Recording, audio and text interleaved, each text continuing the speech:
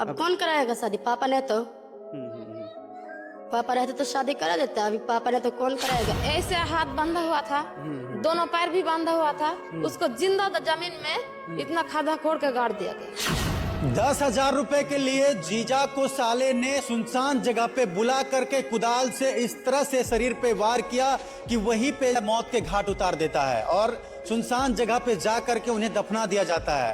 अच्छा, आप बड़ी बहन है जी।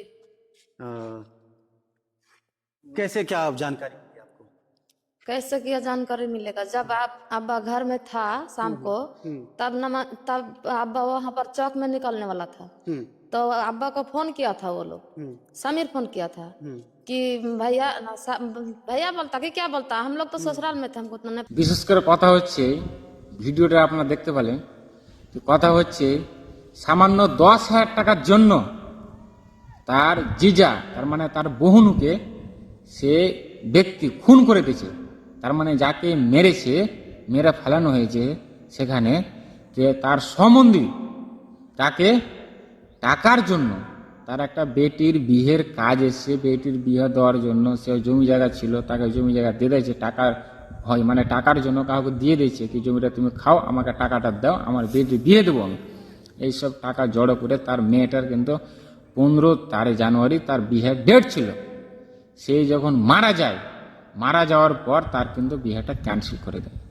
তার অল পরিবারের বাড়িতে কিন্তু বেমারি আছে, তো সেখানে বলছে কি সে ছেলেরা যাকে মেয়েটাকে বিয়ে করতো, তোমার বাবা নাই, তাহলে তোমার আর বিয়ে হবে না। কথাটা হচ্ছে বিহারের। তা আমি একটা কথা বলি তোমাদেরকে, তোমাদের যে রিশতেদারকে টাকা ধার দাও, কি সিস্টেমে দাও? দেখালো টাকা ধার দেওয়ার পুরো নাম কি বলে? 10,000 টাকার জন্য তাকে মেরে ফেলানো হলো। সামান্য 10,000 টাকা, বেশি টাকা নয়, 10,000 টাকার জন্য তাকে মেরে ফেলানো হলো। তাকে ফোন করে বুলাইলো ওখানে, তারপরে বুলার পর তাকে মেরে ফেলে দিল নিজের সম্বন্ধীতে। হ্যাঁ, আমি এটা কথা কিছুতেই ভেবে কুলে করতে পারলাম না, কি সামান্য একটা ও বাড়িতে আমার বোন আছে, হ্যাঁ, সে আমার বোনের ঘর সংসার উজাড় হয়ে যাবে, আমি যদি তাকে মেরে ফেলে দিই, তাহলে কি সিস্টেম? যারা বিশেষ করে টাকা পয়সা ধার দেওয়া দি করো রিশতেদারের মধ্যে, আর জ্ঞান করেছি টাকা ধার না দেওয়াটাই ভালো হবে।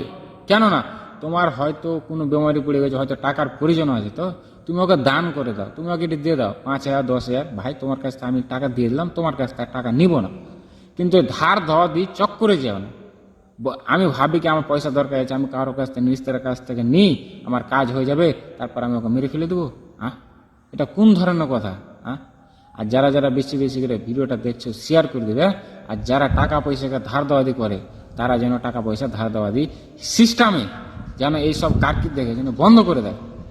মানুষের বিশ্বাস আছে, কেউ 2 লাখ 5 লাখ 10 লাখ টাকা ধার দিয়ে কাজ চালায়, তার কাজ এটকিয়েছে সামান্য 10,000 টাকার জন্য। হ্যাঁ, তার বহুনুকে মেরে ফেলে দিল। হ্যাঁ, তার মানে তার জিজাজিকে, এটা তুমি ভাবতে পারো কিছু মতে দি? হ্যাঁ, এইসব কার্তিক গেলা ভাই তোমাদেরকে বেশি বেশি করে বলি, তোমাদের কাছে পয়সা আছে, তোমরা পয়সা রাখো, তোমরা অন্য কোনো কাজ করো, কিন্তু আমি এটা কথা বলবো না তুমি ওকে ধার দিও না। ধার দিলেই হাল হবে। তুমি দেখো তোমার চোখের সামনে আজকে এখানে ঘটেছে, কালকে ওখানে ঘটবে, কালকে পরশু ওখানে ঘটবে। সামান্য 10,000 টাকার জন্য, বেশি টাকা নয়, তোমাকে ধার দিতে মানা করি না, পয়সা দিতে মানা করি না, তো তোমাকে দান করে দাও। তুমি এতে টাকা নিয়ে নাও, তোমাকে আমি পয়সা নেবো না, ঠিক আছে? এই সিস্টেমে কাজগুলো করো, কিন্তু ধার দাদি করে রিশতেদারের মধ্যে, নাহলে এরকম হবে ভাই।